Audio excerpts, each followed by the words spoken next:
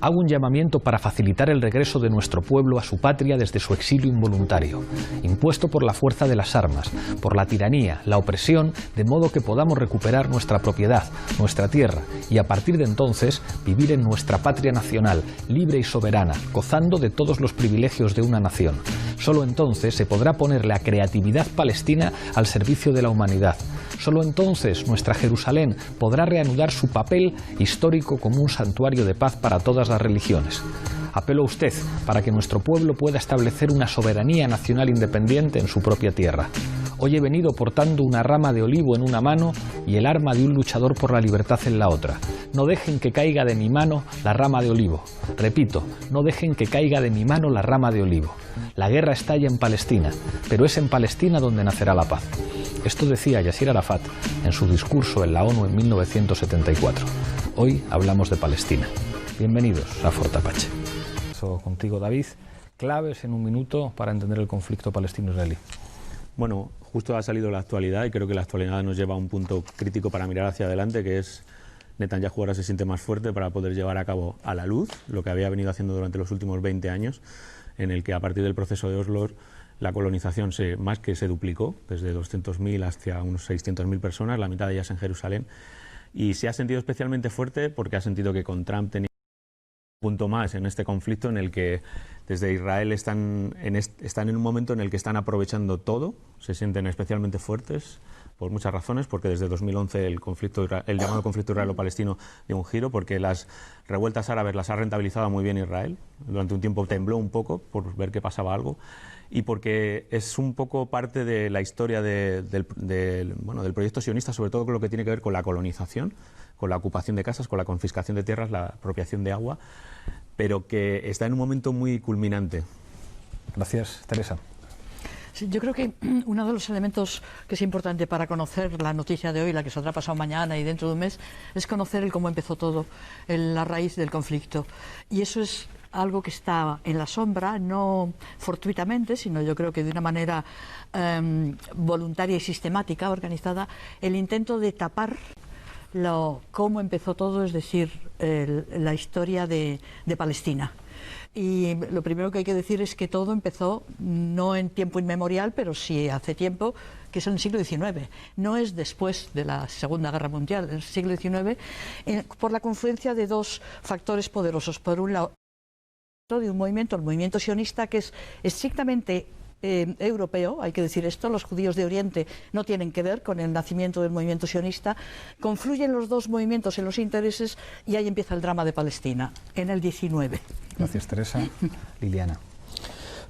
Bueno, siguiendo lo que dice Teresa, creo que realmente hay que ir a la genealogía, y la genealogía es el proyecto colonial de expansión de Europa, y que era un proyecto colonial que está bien situado dentro de documentos como por ejemplo los acuerdos de Sykes-Picot y la declaración Balfour, que fue al mismo tiempo después ratificada por congresos internacionales. En la declaración Balfour se da un hogar al pueblo judío, y a partir de ese entonces está en todos los tratados internacionales, se habla de esa patria para el pueblo judío, y en cambio no se menciona los habitantes del pueblo originario, y tampoco nunca se los pregunta nada qué es lo que realmente desean.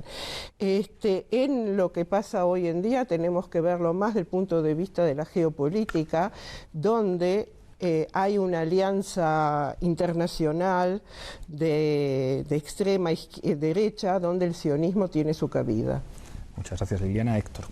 Sí, yo creo que hay dos puntos que quiero recoger de las intervenciones anteriores, que más que una ruptura hay algo novedoso, lo que hay es una continuidad, ¿no? Y muchas veces se centra el foco en lo que pasa en Cisjordania, en Gaza, en Jerusalén Este, y quiero reivindicar, junto con traje el libro que acaba de salir en español de Ilan Pappé, Los palestinos olvidados, la historia de los palestinos de Israel, ¿no? hay una continuidad del proceso de colonización, de ocupación, de colonización, de expulsión, limpieza étnica, expulsión forzada de población, desde el comienzo del proyecto sionista. Desde los años 20, en que se establecen las primeras instituciones del Yishuv, del asentamiento de judíos en Palestina, ya establecen una... y eso continúa hasta hoy en día y se ve incluso dentro del propio Estado de Israel en la discriminación, en procesos de confiscación de tierras, demolición de casas, exactamente igual que lo que ocurre en Cisjordania y Gaza después. Hasta 1967, sí, los árabes, los palestinos de Israel vivieron bajo gobierno militar y bajo estado de toque de queda, igual en la misma situación que hoy viven sus hermanos, primos, nietos. Gracias Héctor. Augusto. Yo quiero hacer una anotación histórica en primer lugar, y es recordar que el sionismo es la versión judía de los movimientos nacionalistas que barrieron Europa en el siglo XIX. Y de hecho fue un movimiento tardío, porque fue a finales del siglo XIX que empezó a cobrar forma, cuando los movimientos nacionalistas en Europa son de finales del siglo XVIII y adquieren dimensión con la guerra napoleónica. También quiero señalar otro hecho que no quiero que se olvide, y es que aunque es cierto que está la Declaración Balfour y todo el proceso del colonialismo en Oriente Próximo, pero que el Estado de Israel nace de la mano de la Guerra Fría y es donde se consolida como una parte esencial del movimiento de reconfiguración de la región en la disputa entre comunismo y capitalismo. Ya ampliaremos eso. Gracias, Augusto. Isabel. Bueno, aparte de todo lo que han dicho las compañeras y los compañeros, para añadir algo diferente y partiendo de lo que has contado ahora mismo, es la estrategia, ¿no? Y responder el por qué sigue existiendo esto, que es algo continuo. Y me gustaría destacar una frase que apuntaba Herzl, que es el padre del movimiento sionista, en su libro Un Estado Judío. Decía: vamos a hacer de esta tierra palestina un muro que separe los bárbaros de Asia de los civilizados, que sería la otra parte de Asia. Hasta hoy en día, el tema de los muros, obviamente hemos visto que se ha ido desarrollando cada vez más. ¿Por qué? Es una estrategia. ¿A quién beneficia esta estrategia? Sabemos quién es el que está saliendo con todas las cartas perdidas, pero ¿por qué, no? ¿A quién beneficia? Sobre todo también apuntar las responsabilidades que se quedan sin plantear de la comunidad internacional. Hay un elemento que estaba en muchas de vuestras intervenciones, digamos que tiene que ver con el origen de Israel, y creo que en la última intervención esto aparece, que es esa dimensión colonial que implica la existencia, digamos, de una separación. Probablemente Palestina sea hoy en día pues el territorio que mejor explica lo que ocurrió en Sudáfrica, donde existía una segregación legal. ¿Cómo, digamos, configura esto la relación entre dos comunidades nacionales distintas, pero que no solamente se diferencian en lo étnico y en lo cultural, sino en un sistema de derechos y de condiciones económicas completamente diferentes? Barra libre. Es que yo creo que el régimen de apartheid, que es un hecho en los territorios ocupados y de un modo no tan extremo entre los palestinos de dentro de Israel, los que tienen ciudadanía israelí. No nacionalidad, que es que hay otras diferencias, sí, que es curioso. No son nacionales, son ciudadanos, porque para ser nacional de Israel tienes que ser judío. Entonces, esto es algo que se ha ido estableciendo porque Israel vive en una contradicción. Quiere ser un Estado democrático, y de hecho esa es la imagen que tiene y es lo que evidentemente pretende ser, pero quiere ser un Estado judío. Entonces, si el concepto de ¿qué haces con los no judíos en un Estado democrático? Ese es el tema, y esa es la cuestión que no se puede resolver si no es optando, y la sociedad israelí en algún momento tendría que optar o por la democracia o por su condición de privilegiados como judíos del Estado judío. Eso, traspasado a los territorios ocupados, los que se conquistan en el 67, adquiere un carácter ya claramente de apartheid. Porque así como dentro de Israel hay que mantener algún tipo de forma de fuera, no. Y entonces tenemos un estado de apartheid, pues clarísimo. Carreteras solo para colonos, no para palestinos. Todo segregado en el sentido de oprimir, eliminar los derechos de toda una población y someterlos al dominio de otra, ¿no? No sé. Augusto y después Isabel.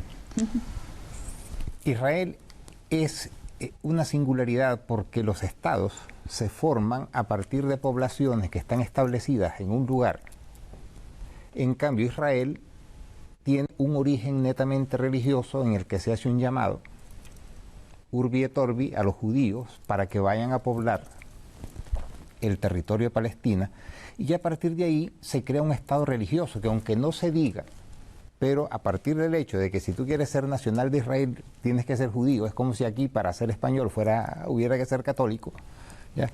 Y eso no puede más que derivar en una separación de poblaciones, porque si tú para hacer esto tienes que ser judío, si no eres judío tienes que formar parte de otro mundo, y ese es un problema medular que además hace una relación como muy singular entre Israel y los reinos cruzados, porque Israel efectivamente fue una creación europea del movimiento nacionalista judío europeo, como las cruzadas fueron también sobre una base religiosa a recobrar los santos lugares para la cristiandad, y Israel fue a recobrar las tierras bíblicas para el pueblo de Israel. Entonces, esto no puede derivar más que una situación de separación de población a partir del hecho religioso que es definidor. Isabel. El tema religioso se lo voy a dejar a Liliana y yo voy a apuntar algo que leí hace poco y es una fuente israelí, es una de las últimas encuestas que han hecho de la sociedad israelí. Además, todavía no estaba ni siquiera en inglés, es una pena, pero espero que le lleguen a traducirla, porque ves el apartheid de dentro y es increíble. O sea, tú ves, por ejemplo, a qué tipo de población, porque eso hay estratos sociales, según tu judaidad dentro de Israel, y ves cómo los que están peor parados en el tema del desempleo son los nativos, los palestinos, el 20% de población, y los falash morá, que son los judíos negros, ¿no? De hecho, incluso los judíos negros están mucho peor que los palestinos nativos que viven allí en Israel. Y partiendo sobre todo por la fuente propia, ellos mismos lo saben. Yo no sé si llegarán a traducirlo al inglés o no, porque a veces no lo hacen, con ciertas cuestiones lo dejan en hebreo, pero es interesante ir a las fuentes en sí. Luego, aparte de los territorios palestinos ocupados, a partir de 67 es una parte ya militar. Claro. Liliana. El proyecto sionista realmente se constituyó para crear un Estado judío. Claro, lo que hoy en día quieren, digamos, las autoridades del Estado de Israel es que se reconozca en el mundo, y sobre todo por los palestinos y por los árabes, el hecho que eso tiene que ser un Estado judío, no un Estado israelí, un Estado judío. Sí, eso es lo que quieren realmente, porque eso es que les va a dar la legitimidad por los siglos de los siglos, que ellos van a controlar toda esa tierra desde el Mediterráneo hasta el Jordán. Ese es el proyecto. Lo otro es, como bien dijo Teresa, ¿qué hacemos con todos esos que están acá, que no son judíos? El único pueblo, porque hay gente que dice que los judíos son un pueblo, cuestión que nosotros no estamos de acuerdo, digo nosotros como Red Judía Internacional, antisionista, hay colectivos judíos, no hay un pueblo judío, porque justamente es el único pueblo donde para ser parte de él hay que ser de madre judía o converso. Entonces, la cuestión de el pueblo judío, o sea, ser judío con la cuestión religiosa, va muy unido. Entonces, como hay muchos judíos laicos, por supuesto, y ateos, nosotros hablamos de colectivo judío y colectivos en plural, porque no podemos decir que por ejemplo, judíos de Marruecos y los judíos de Argentina tienen realmente, a salvo una tradición religiosa, algo en común. Yo viví 2 años en Marruecos y puedo decirte, bueno, se nota que soy argentina, que nada que ver. Entonces, el hecho de ya programar el Estado judío es programar un Estado supremacista, donde hay una etnia que tiene todos los privilegios, aunque sean los más pobres, pero tienen más poder. Porque un etiopí, como decía... los judíos negros de Israel. Claro, cuando hace el servicio militar, él puede decirle a Mahmoud Abbas, que es el presidente entonces de la autoridad palestina, quédate en el checkpoint aquí y con el sol quemando porque tengo ganas de ir a tomar un refresco. O sea, la cuestión de la etnia supremacista es el poder que esa etnia tiene frente al pueblo originario. Y es muy difícil por eso que, digamos, del interior de la sociedad israelí, no hablo de algunos casos y de un porcentaje, digamos, ínfimo, salga una fuerza real que quiera tener otro tipo de sociedad que es la sociedad actual.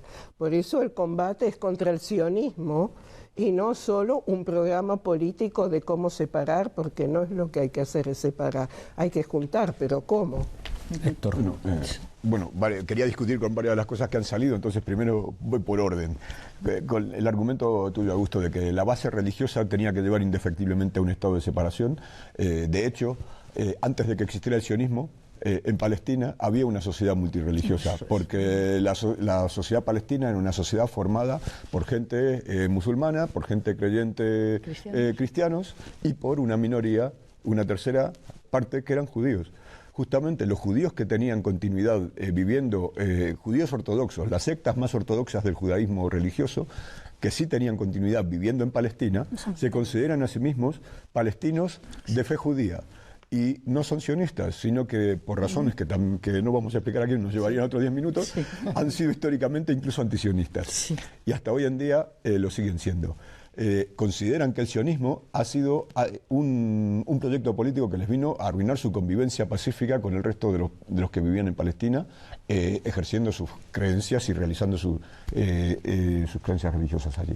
Ese es un punto. La segunda cuestión quería discutir contigo, Teresa, porque lo de centrar el problema del apartheid solamente en Cisjordania y Gaza. En Cisjordania y Gaza, efectivamente, la gente con un poco de sentido común dice, bueno, hay una situación de ocupación, hubo guerra, hay ocupación y efectivamente hay desigualdad. Pero donde mejor se ve que el sionismo es un sistema de apartheid desde el comienzo, es curiosamente dentro del propio Estado de Israel. O sea, hay más de 50 leyes que distinguen entre ciudadano y ciudadano del Estado de Israel. Un Estado que tiene un sistema jurídico para una parte de la población que es judía y otro sistema jurídico para otra parte de la población que es un quinto de la población que no son judíos, es decir, son palestinos. Y entonces hay diferente acceso no hay diferente derecho a acceder a la propiedad de la tierra, diferente derecho a poder trabajar la tierra, a poder incluso alquilarla, diferente derecho para la reunificación familiar, un principio en el derecho internacional que es el de reunificación familiar por encima de todas las cuestiones de migraciones. Ahí para los judíos es automático, para los palestinos es imposible. Si tú eres ciudadano de Israel, ciudadano no judío de Israel, y te casas con alguien de fuera del Estado de Israel, Israel no te permite a que tu pareja y tu familia se formen en Israel, sino que te dice que si quieres vivir con tu familia, eres libre de irte a otra parte.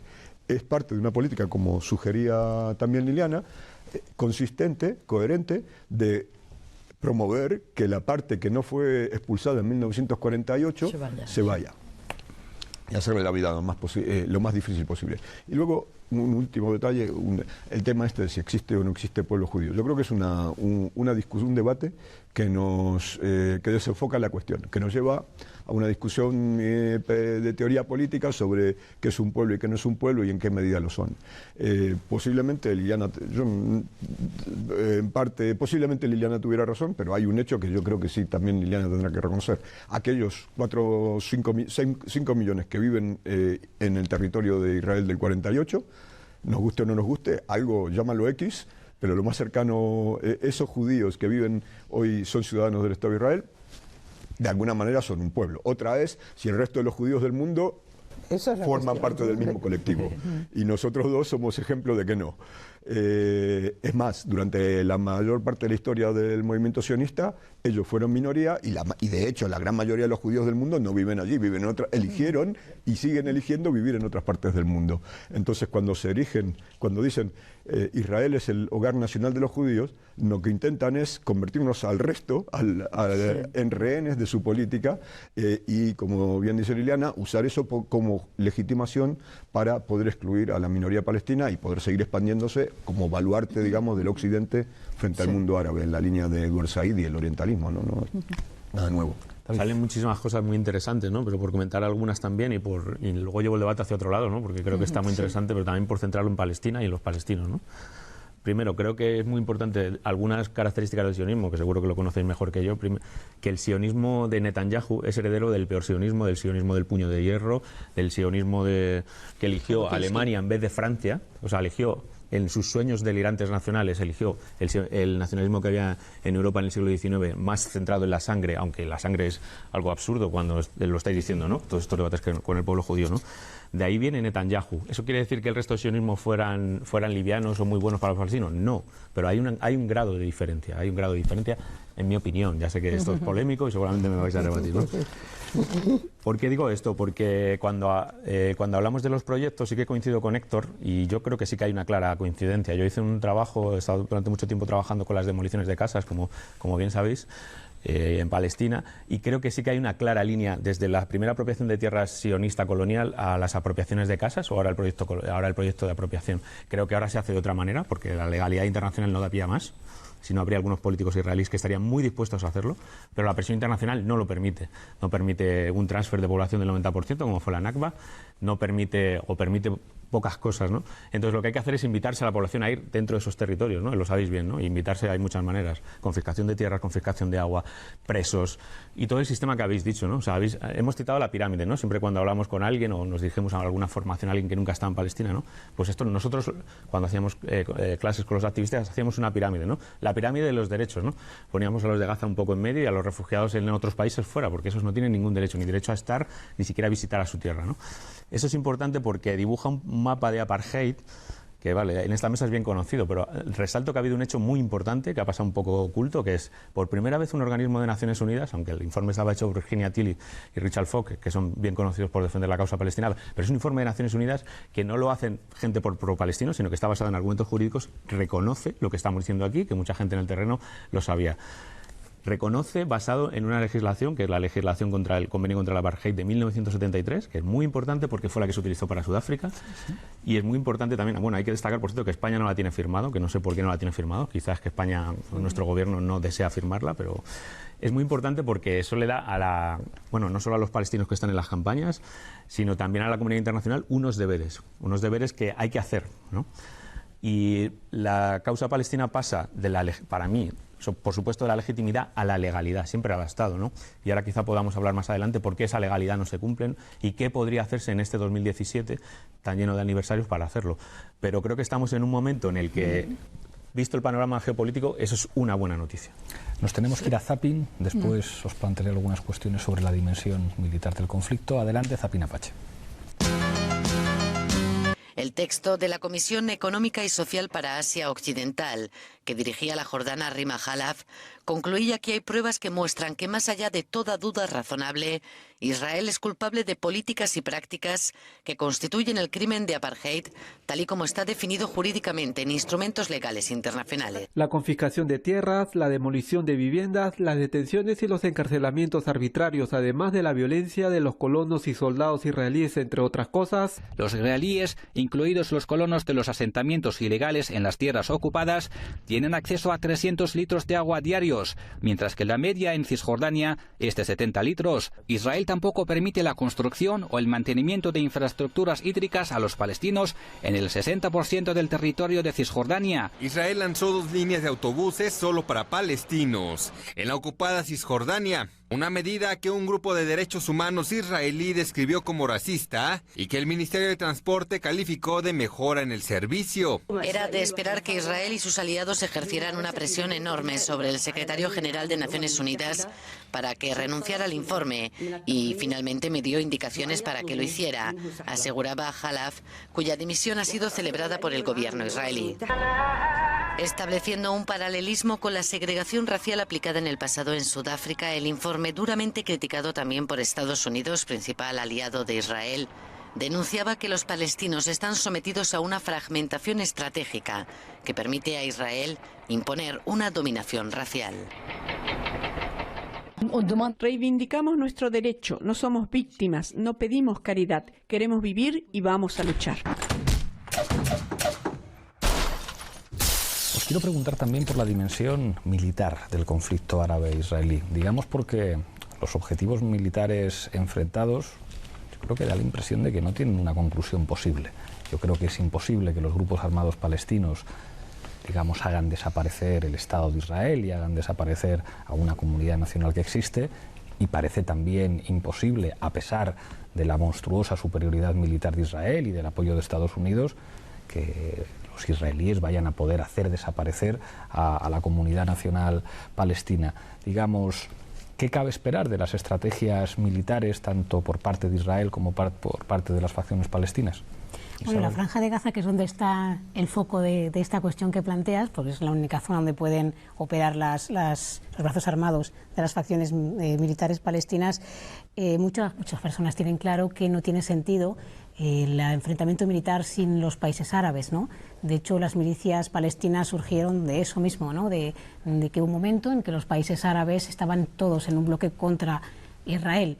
Hoy en día no sucede, pero sin embargo sigue adelante por una cuestión u otra. Ahora quiero, sin embargo, apuntar por parte del papel del ejército israelí, ¿no? Desde 1967 el actor principal para seguir este colonialismo en Cisjordania y en Jerusalén es el ejército más los colonos, que también tienen una dimensión militar, claro. Tienen una dimensión militar. Entonces, hablamos también en este momento de una biopolítica, ¿no? De una demografía que tiene que ser siempre a favor de engrosar esas filas israelíes, que están en peligro porque los haredim no van al ejército, a pesar de que se están incluyendo ciertos grupos, movimientos que mezclan nacionalismo con ortodoxia, judaísmo ortodoxo, pero bueno, ya veremos a ver cómo funciona. Esto es un invento. El movimiento sionista lo que tiene es que se innova mucho las tácticas, siempre ha estado innovándose según las condiciones.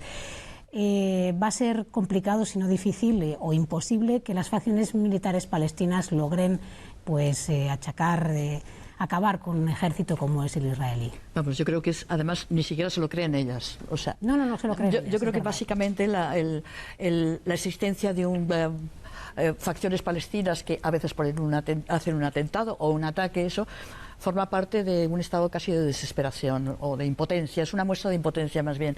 Pero lo que yo creo es que la cuestión militar, de momento, a Israel no tiene por qué preocuparse.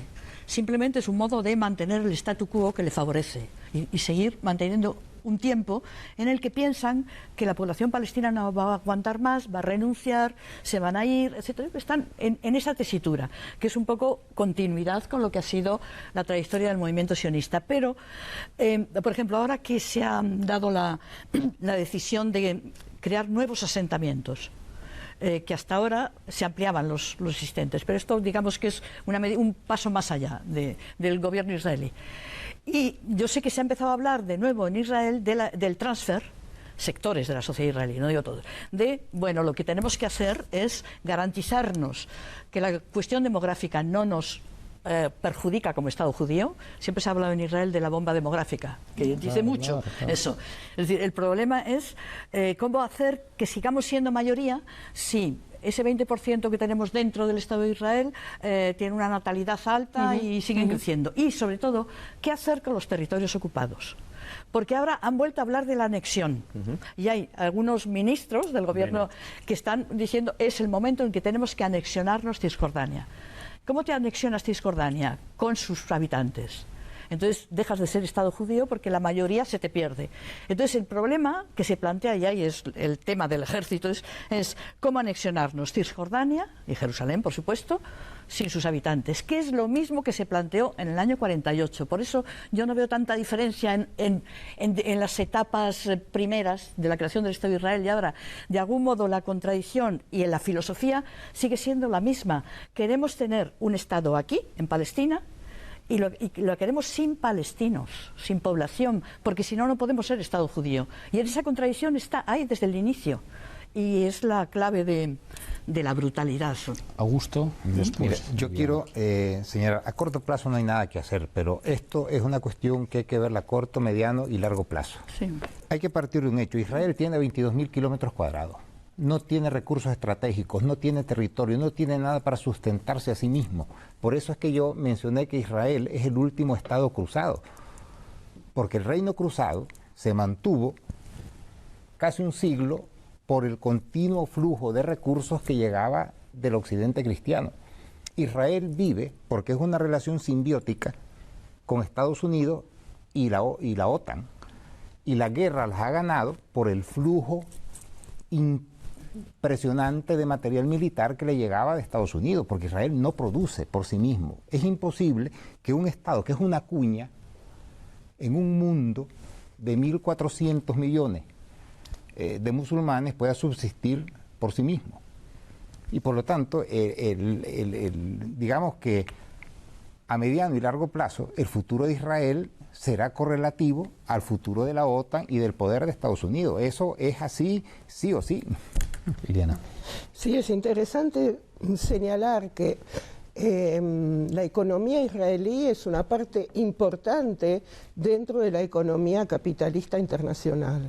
La start-up y todo desde el punto de vista de la informática y todo lo que es el material, investigación, uso, producción de material militar y seguridad está realmente en todo el mundo. Incluso sistemas de irrigación son los primeros en venta en el mundo. Entonces la cuestión es que realmente un poco como dice el compañero, la cuestión de Israel como digamos una carta básica dentro del sistema entonces de las multinacionales, si se quiere. La cuestión es, claro, si vemos con una mirada de qué va a pasar, el debilitamiento de ese sistema va necesariamente a implicar un debilitamiento del Estado sionista de Israel. Y además no es solo eso, hay que ver también la cuestión que los palestinos están en su tierra y rodeados por vecinos que comparten muchísimas cosas, cultura, lengua, costumbres, y el pueblo, digamos, el pueblo llano del mundo árabe, lleva a Palestina en el corazón y eso no se olvida fácilmente. Incluso, como dije antes, en Marruecos se enseña a los niños desde que son pequeños, a pesar que Marruecos con Israel se llevan muy bien al punto de vista de los gobiernos, les enseñan a los niños que la cuestión palestina la causa palestina es una causa nacional en Marruecos, que es lejos. Entonces todo eso, yo creo que el debilitamiento del imperialismo y del sistema internacional capitalista con una nueva fuerza que salga popular digamos del Medio Oriente y más allá, van a dar cosas que en este momento no podemos exactamente describirlas. Sí, de la cuestión militar que tú planteas, yo creo que la anexión de Cisjordania no es una cuestión militar. No. Cisjordania está anexada, de hecho, y la discusión que tienen hoy en el gobierno de Israel es si formalizarlo, como han hecho, por ejemplo, han anexionado Jerusalén Este. Sí. Hace ya más de 30 años, y entonces si hacer lo mismo que hicieron con Jerusalén Este o que han hecho con el Golán, que también lo han anexionado, y anexionarlo formalmente, estableciendo formalmente un sistema de apartheid, es decir, formalizando lo que ya de hecho existe y que la propia población israelí conoce y reconoce perfectamente. Tú hablabas antes de encuestas, todas las encuestas que se hacen en Israel sobre si Israel es una sociedad apartheid dicen que el 60 o el 70 o el 80% de los judíos dicen que efectivamente es una sociedad de segregación, de apartheid, y ningún problema. Y lo mismo, entonces, esa no es la cuestión militar. Yo creo que para hablar de la cuestión militar de Israel hay que verlo más en una perspectiva regional, en una perspectiva del orden internacional, y entonces ver el papel que juega el ejército israelí, que juega Israel, el proyecto de colonización como parte integral del proyecto de control occidental, control colonial occidental de todo el Medio Oriente. Y entonces entiendes cuál es el papel, por ejemplo, de Israel en la promoción en elaborar conocimiento, elaborar interpretación en contra de Irán. Han sido los pioneros, eran la avanzadilla, ellos se ven y actúan como la avanzadilla de los intereses occidentales en el mundo árabe, y muchas veces critican a los americanos de que nosotros somos más coherentes que vosotros. Sabemos, vivimos aquí, conocemos la realidad, conocemos el mundo árabe y somos más capaces que los de la Secretaría de Estado de hacer los análisis y tener los objetivos claros. Entonces, cuando cogieron a Irán por objetivo, los primeros informes de inteligencia intentando movilizar a la derecha en contra de Irán no eran de Estados Unidos, eran de Israel. Claro. Y hoy en Siria, claro, y en Siria la situación es exactamente la misma. Y con Irán. Entonces, cuando tú decías antes que la situación internacional no permitiría una expulsión, yo te iba a dar como contraejemplos, ahí tenés a Irak y a Siria. Esos son los modelos que los Estados Unidos están imponiendo en el Medio Oriente. Ese es el modelo de Estado que pretenden. Pero ese es un modelo inestable de guerra. Es decir, es verdad que la situación de... Claro, o sea, es verdad que la situación... y que para ellos, para los pueblos es un desastre, pero para ellos... Claro, o sea, como lo que yo quería plantearos con la pregunta es... Yo creo que es imposible que no haya algo parecido a una solución política en Palestina que no tenga que ver con una correlación de fuerzas militar diferente. Yo creo que esto es una verdad en política. Es verdad que la situación actual, y ya con esto os dejo la pregunta, digamos, no parece muy favorable para los palestinos a la vista de lo que ocurre en Siria, con Irán enormemente preocupado con lo que ocurre en Siria, con Hezbollah combatiendo en Siria, con lo cual Israel está encantado, árabes peleando contra árabes y una situación de inestabilidad en la que hay actores pues muy complejos, Estados Unidos, Rusia, el papel de Turquía, el papel de los kurdos, que genera nuevas contradicciones porque también es ese enfrentamiento entre estados árabes lo que plantea una oportunidad para que los kurdos puedan soñar con tener un estado propio. Pero claro, es decir, incluso en esa enorme complejidad que cabe esperar en términos militares que ocurra en los próximos años, porque la inestabilidad geopolítica de la zona es enorme y daría la impresión de que en los últimos años y casi en los últimos meses se están rompiendo equilibrios que existían antes. Y claro, ahí Israel y Palestina van a ser siempre un elemento permanente. Sí, mira, por entrar un poco a la actualidad, porque me parece que es muy interesante no tanto pensar en el pasado, ¿no? Yo estaba pensando en que después de la segunda intifada, lo que hay en Cisjordania, que es lo que yo más conozco, no va en ningún caso por ningún tipo de solución, ni siquiera armada, no diría ni militar, por supuesto que no. Que lo que ha pasado es que ha habido 3 guerras en Gaza, que como dice Ilan Pappé, es una cárcel de alta seguridad y que de vez en cuando hay que dar bombardeo, eso lo ha dicho, ¿no? Desde que hubo la llamada desconexión de Sharon, que en realidad fue encerrar a la población como... Reubicación. ¿No? Reubicación. Sí. Y que lo que hemos visto es que Israel ha intentado que ha utilizado a la población palestina para muchas cosas, ¿no? Quizá, las guerras de Gaza siempre han coincidido con elecciones en Israel, muy cercanas, eso es un detalle. Claro. Ha coincidido también con momentos en los que por otros momentos geopolíticos podía permitírselo, porque había como una especie de legitimidad. Yo sí que creo que frente a lo que dice Héctor, que pasa, por supuesto que ha pasado, si es que Oriente Medio está ardiendo y hay un montón de gente yéndose de un lado a otro, eso solo es posible en ese tipo de conflictos. Y creo que no es posible cuando el mundo mira, aunque pasan muchas cosas, ¿no? Y antes he dicho que la legalidad internacional... Como lo hicieron en el 48, no lo pueden hacer ahora. Eso es lo que quería decir. Creo que ahora la legalidad internacional nos da un agarradero más, claro, siempre lo ha habido, la resolución 181, la 242, siempre nos ha habido, pero esas resoluciones, porque dependen de, como el mismo Consejo de Seguridad y las mismas Naciones Unidas, de la correlación de fuerza, ya lo ha dicho Pablo. Y creo que en el futuro lo que podemos esperar es que yo creo que tiene que ser una solución política, pero pasa porque no esté Estados Unidos, porque Estados Unidos es un mediador deshonesto, entonces eso ahora es imposible. O pasa porque alguien le empuje a Estados Unidos. Estados Unidos es un mediador deshonesto que siempre trata de hacer negociaciones intentando convencer a Israel de que por su bienestar lo haga. Israel, ¿por qué va a querer dejarse convencer si Netanyahu ahora está en su mejor momento? Claro. Por ejemplo, pensemos en lo que hay, que es la autollamada intifada de los cuchillos, aunque a mí no me gusta llamarla así, porque me parece... Yo nunca la llamo así tampoco. Sí, es como sale en la prensa habitualmente, ¿no? Me parece como ponerle una etiqueta que en realidad es pura desesperación, quiere decir que no hay ninguna solución política ni en Jerusalén Este ni en Cisjordania. Tampoco hay una solución acuchillando a civiles. Sí, por supuesto, pero quiero decir que eso, si tú lo analizas, no, por supuesto, eso lo comparto, pero si tú lo analizas desde el punto de vista de lo que significa eso políticamente, quiere decir desestructuración y pura gente que sale, ¿no? Luego hace falta alguna solución política. ¿Y quién la va a dar? Que yo creo que Israel es el rey en crear escenarios. Sí. A nivel regional. Sí. Uno es eso. Y luego está no ver lo político y lo militar como compartimientos estancos.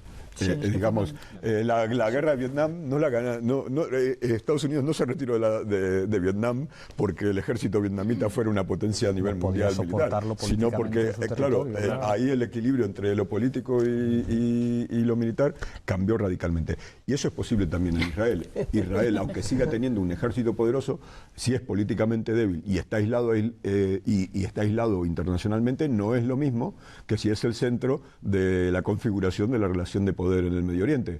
Entonces, justamente en la dirección que va David, la estrategia para para que Israel se reoriente es no tanto por lo militar, que eso lo llevamos evidentemente perdido, sino en lo político y en lo social. Es que la solidaridad internacional y otros países y otros estados y otras fuerzas en otras partes del mundo se posicionen claramente aislando a este sistema, diciendo que eso efectivamente es inadmisible en el orden internacional. Tengo la sensación que eso está dicho, o sea, que es como la ilegitimidad de Israel. Efectivamente, lo que pasa es que eso nunca se traduce en medidas de presión reales. Bueno, tenemos Israel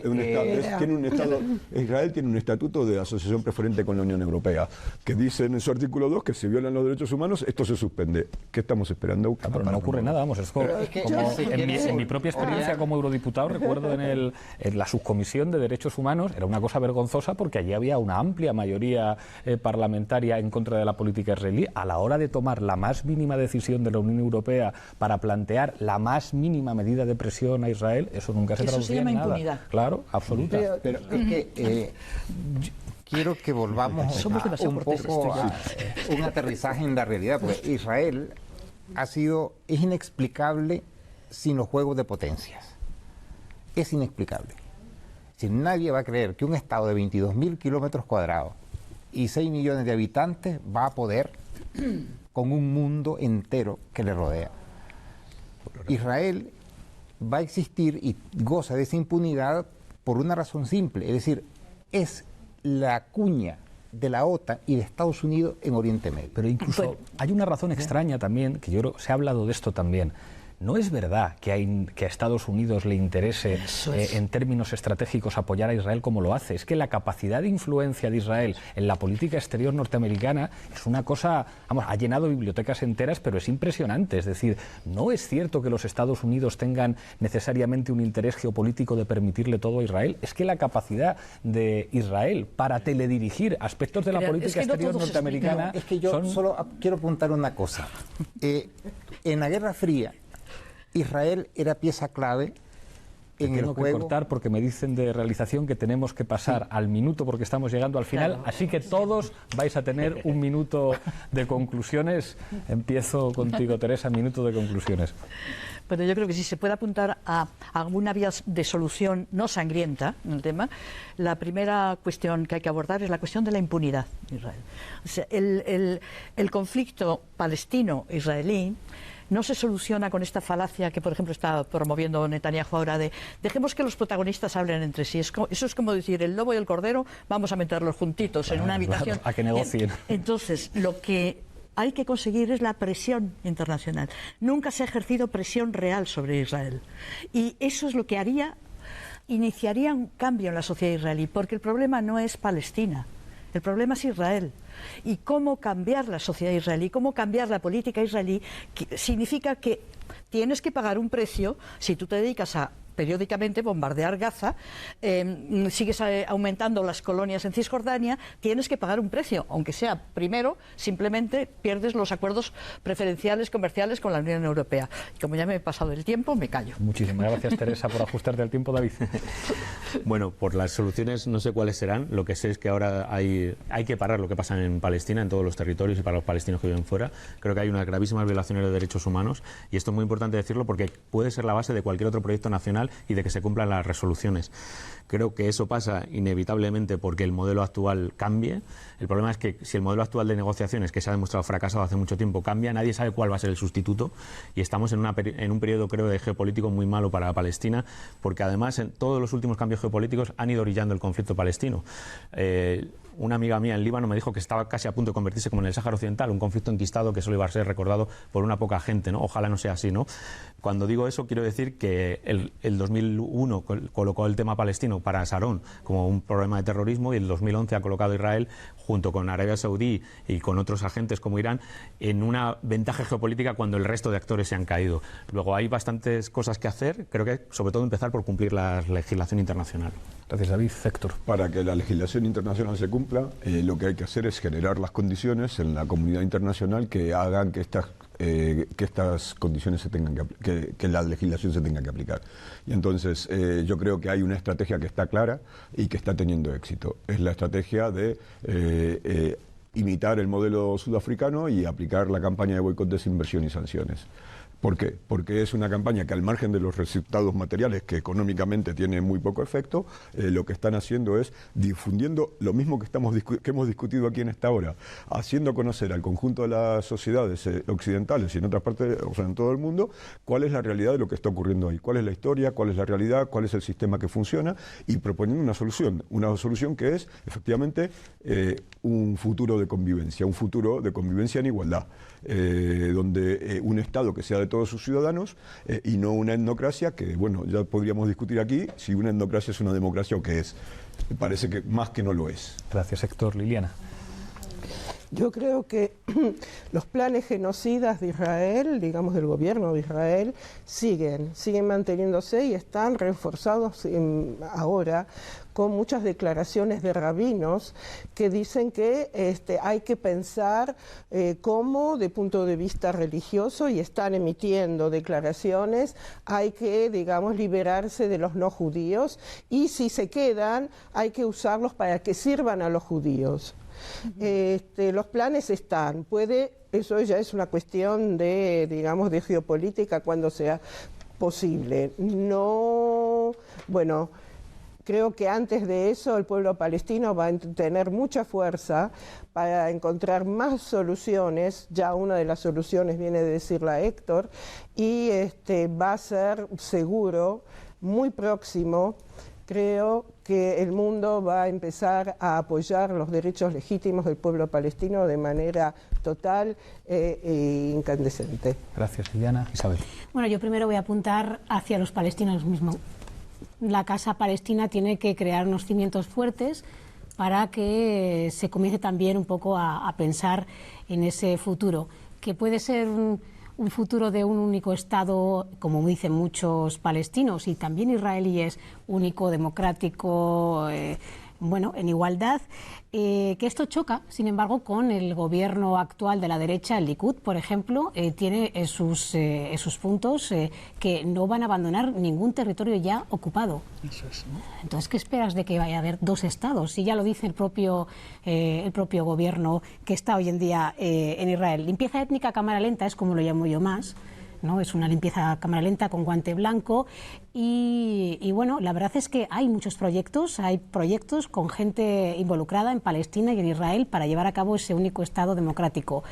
Y para terminar, voy a decir la frase de un poeta que decía que estamos condenados y condenadas a la esperanza.